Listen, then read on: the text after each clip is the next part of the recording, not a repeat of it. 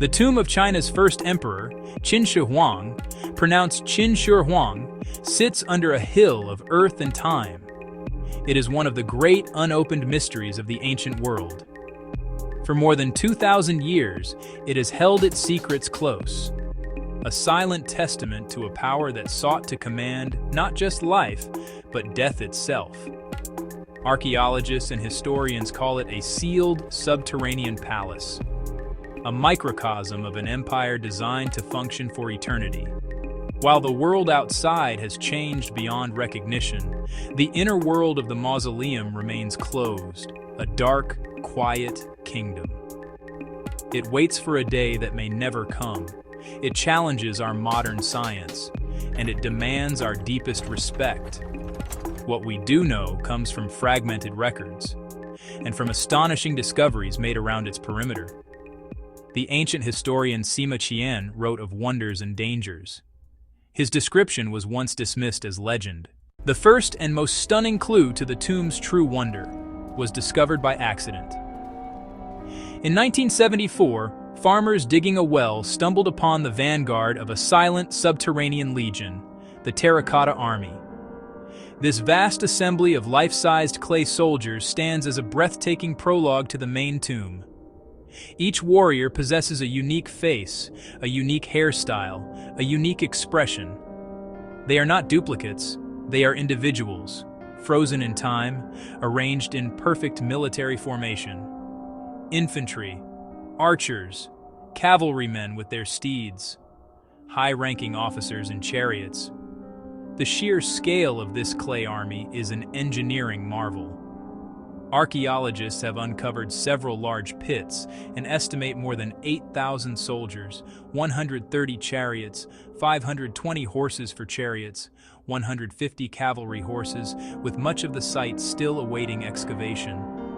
It required an industrial-level operation, sourcing the clay, transporting it to workshops, organizing thousands of artisans, constructed in parts, then assembled, fired in massive kilns, and painted with vibrant colors that faded on exposure to the air.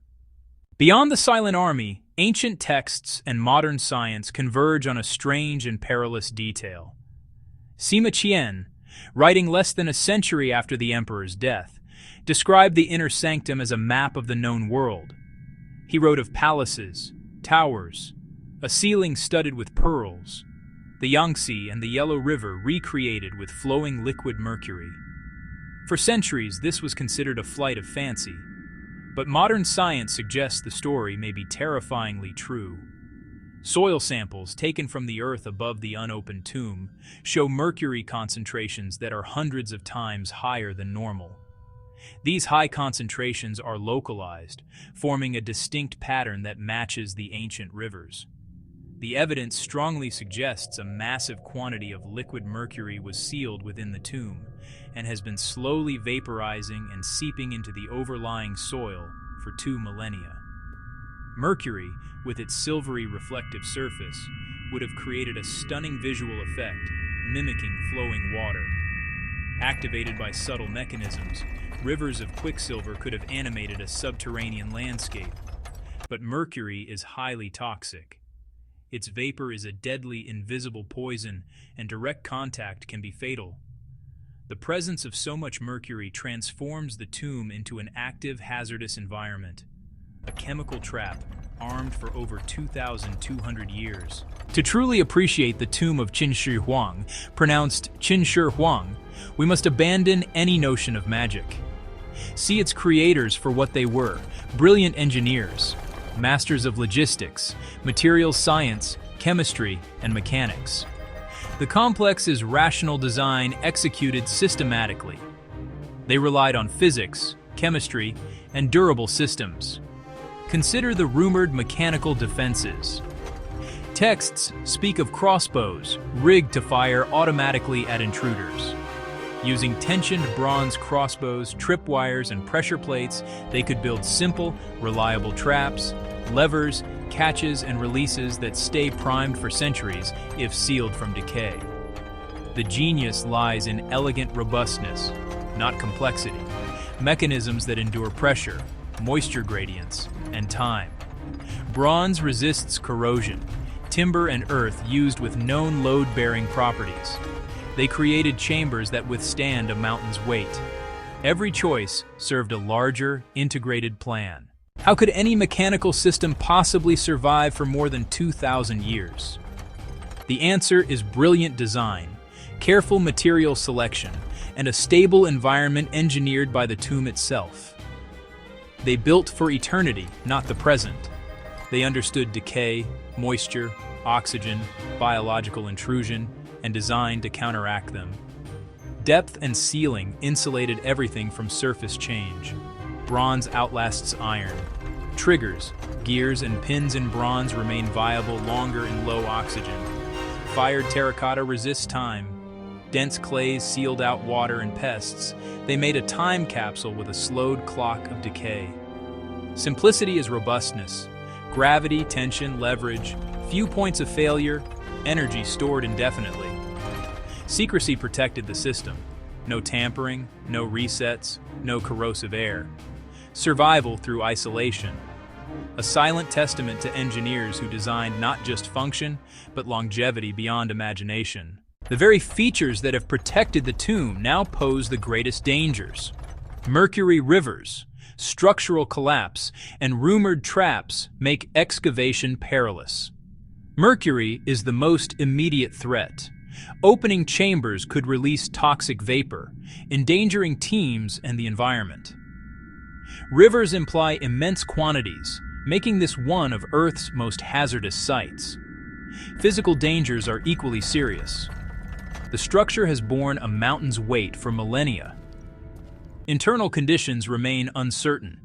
Earthquakes, subsidence, and timber decay could trigger collapse upon breach. Only extreme caution and mapping come first. Exposure destroys pigments in minutes. Organic materials and even the Emperor's remains are at risk the instant conditions change. In situ preservation at exposure is still being perfected, so research proceeds with restraint. Ground-penetrating radar, electrical resistivity, and magnetic scans reveal voids and metallic anomalies without breaking ground. Each new scan adds a pixel, a tantalizing hint of the world within. The tomb tests our patience and ethics, demanding we wait until our methods match its design. The tomb of Qin Shi Huang, pronounced Qin Shi Huang, is a monument to the outer limits of human ambition and ingenuity. It challenges our view of the ancient world with engineering we still strive to fully grasp. These builders were systems engineers, thinking in chemistry, physics, and long-term durability. A design meant to function, to last, and to protect itself. We have robotics, remote sensing, advanced chemical analysis, and digital preservation. Yet the tomb resists us. Toxic mercury, the potential for collapse, and fragile contents force humility. Patience is a scientific virtue. Do the mercury rivers still flow? Are the crossbows still armed? Does a pearl-studded sky still glitter in the dark? The answers are locked away by the genius of their makers. For now, the inner world keeps its silence. The Terracotta Army reminds us of the grandeur and power hidden at the heart of the hill. Our duty is to listen, to proceed with caution, and to enter, if ever, as respectful guests. The story is not over. In many ways, it has only just begun. The Emperor is waiting. Stay curious. Stay observant. Stay curious. Stay observant. Subscribe to Trend Mystic.